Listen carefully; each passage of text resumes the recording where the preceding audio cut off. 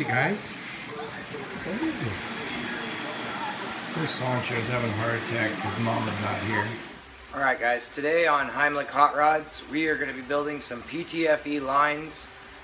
Fluid lines for transmission, oil cooler, power steering. We're going to be using dash 6 AN fittings and braided stainless Ptfe line. So, transmission coolers all ran. I got that line undone so I can blow it out. So we need to cut these lines. And then we got a box of goodies over here. I'll show you guys how to... This is Ptfe.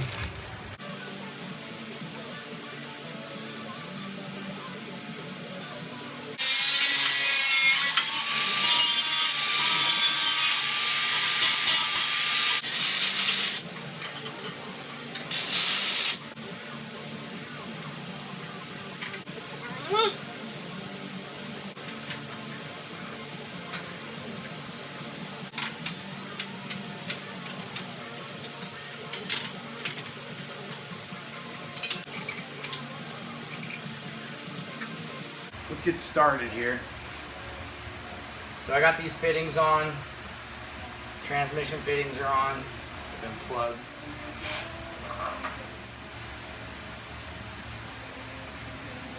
I think the tighter you get this tape, the better too, because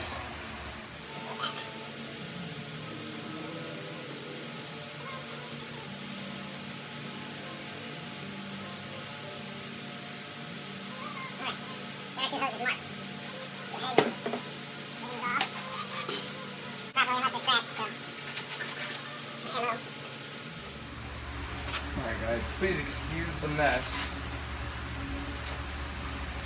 This place is a disaster. It always is.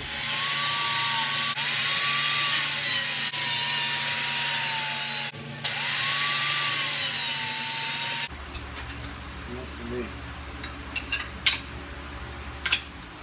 Alright, we've got our hoses cut now. It's time to do our fittings here. So, 3-piece fitting. Let's go ahead and chuck this in our soft jaws here. Now what we want to do is, I like to leave the tape on. Just shove it all the way through there. And now we can remove the tape. Alright, so this is the tool here. I can't remember if I got it from Summit or Amazon or somewhere, but it wasn't cheap. It was like 40 bucks. But you have to have this when you're doing Ptfe hoses. You can, because it barely reams it at all, so it's got to be kind of a close size. But you can take, say, a shoulder bolt, metric, standard, whatever size is going to fit in there the best for you. You might have to experiment with this.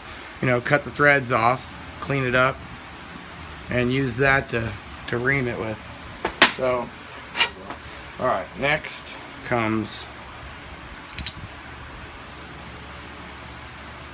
the fun part.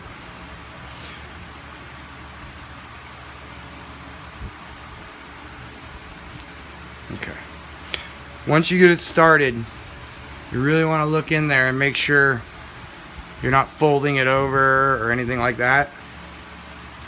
Then you can just kind of make sure it's seated all the way. That's definitely seated all the way. And take your reamer again.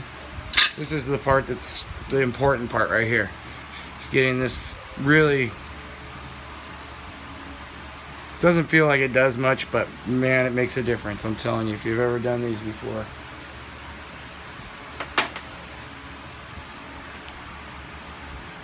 Slides right in when you use that. If you don't, I mean, I'll tell you, it's a pain in the butt sometimes. So we're going to chuck this end into the soft jaws. Alright, so just want to make sure you're putting a little force on it while you're tightening it.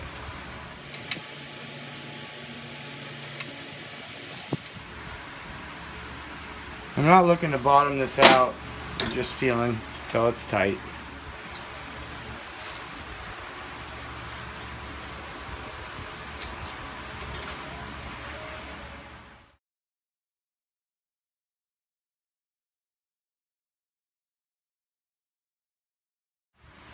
So there you have it. One completed line, swivels. So we'll finish up the other one.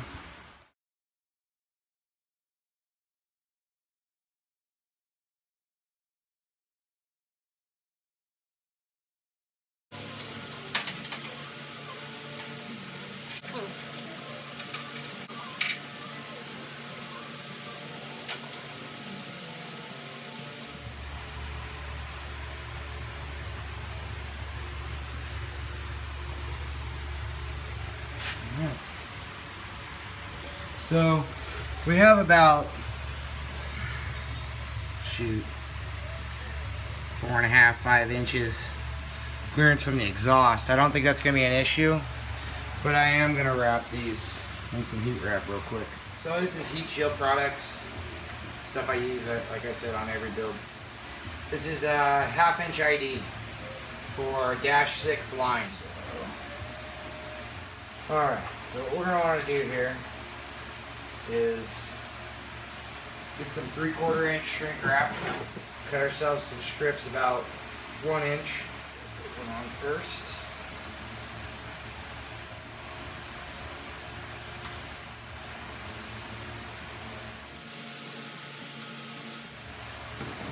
Let's test this Heat Shield Products. This stuff here withstands 1100 degrees Fahrenheit continuous, 2000 degrees intermittent, reduces up to 60% of all radiant heat, expands and contracts over fittings and terminals. This stuff, it really works great, and they actually make a Velcro style one too, which is even, I think, got a higher rating on it, but this is going to be plenty. We got plenty of clearance here. If I was worried about it, I could also build like an aluminum heat shield. I've done that before when we have tight tolerances, so I'll get this other one done real quick here.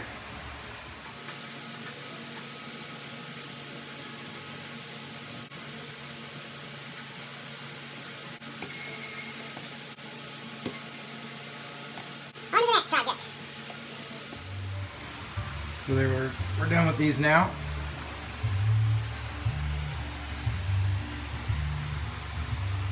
Hey Cujo, what do you think?